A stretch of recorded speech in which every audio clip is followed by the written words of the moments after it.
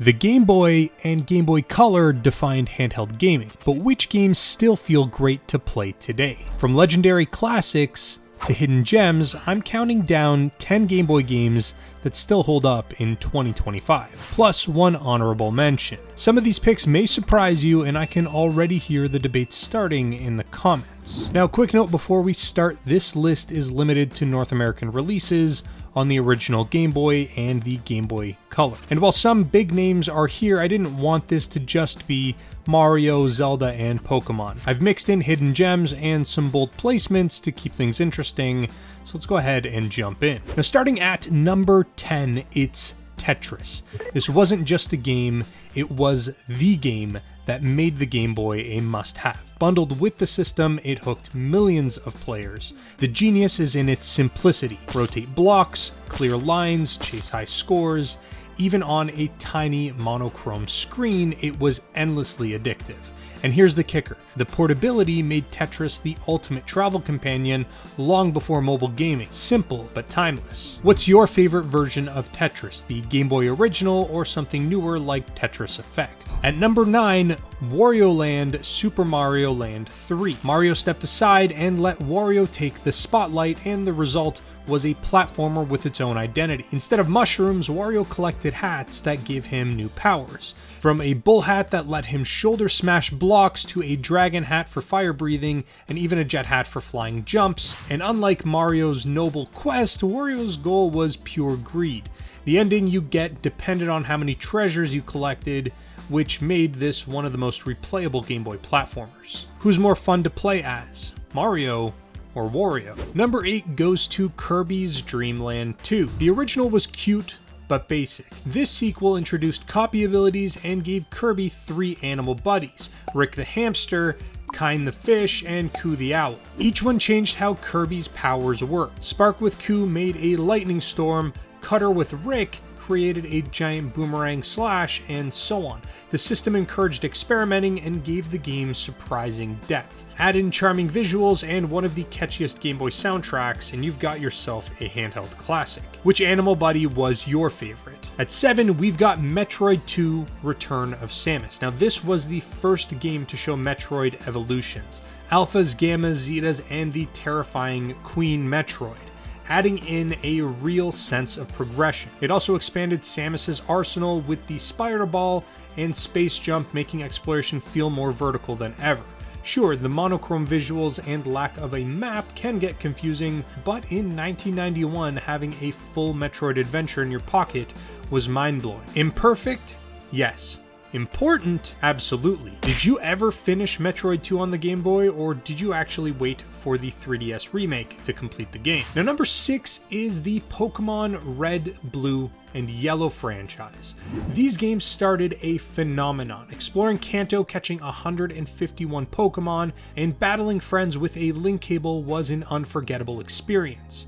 Yellow even lets you start with Pikachu following you around just like in the TV show. But here's why it's not in the top 3. The core design shows its age, grinding can feel slow, and balance issues are everywhere. Still, as a cultural milestone and a gateway into RPGs for millions of kids, it's essential. Which starter did you pick back in the day? Was it Bulbasaur, Charmander, or Squirtle? At number 5, it's Shantae. Released in 2002 when the Game Boy Advance was already stealing the spotlight, this late Game Boy Color gem went under the radar, but it pushed the hardware to its limits. Fluid sprite animations, large characters, and bright environments that rivaled 16-bit consoles.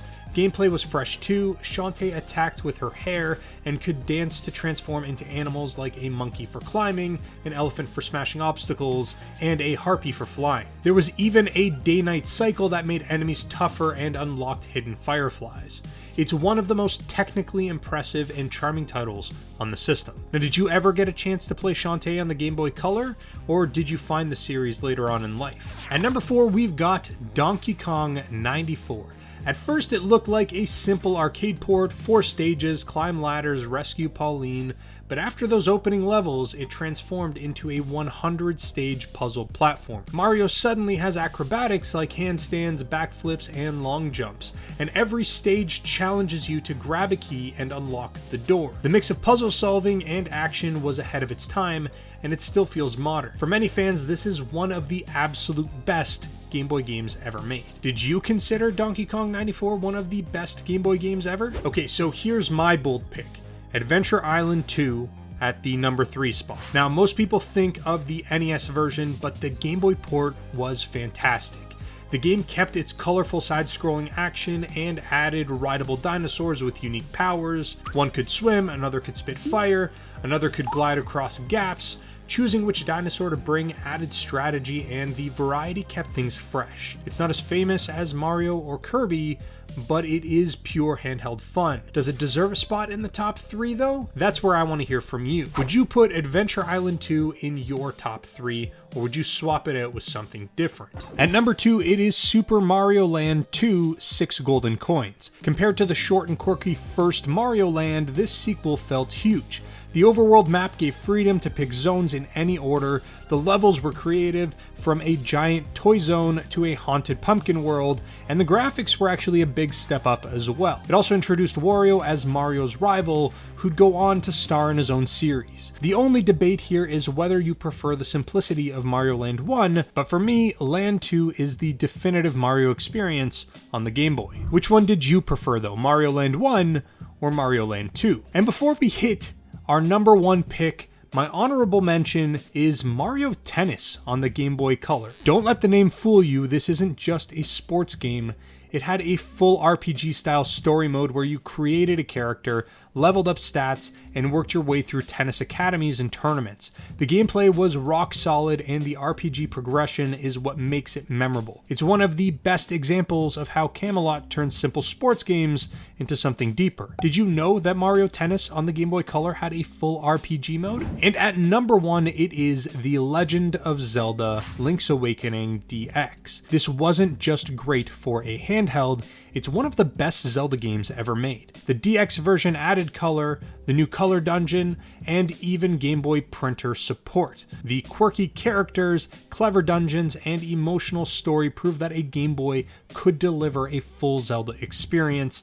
Even today, it's absolutely worth replaying, and it deserves the top spot. So there you have it, 10 Game Boy games that still hold up today, plus 1 honorable mention. I know some of you will disagree, maybe Pokemon should have been higher, maybe Adventure Island 2 doesn't even deserve a spot on the list at all. Or maybe I've missed your favorite game completely. Either way, I do want to hear about it, so drop your list in the comments. But that is pretty much all I've got for you guys in this video.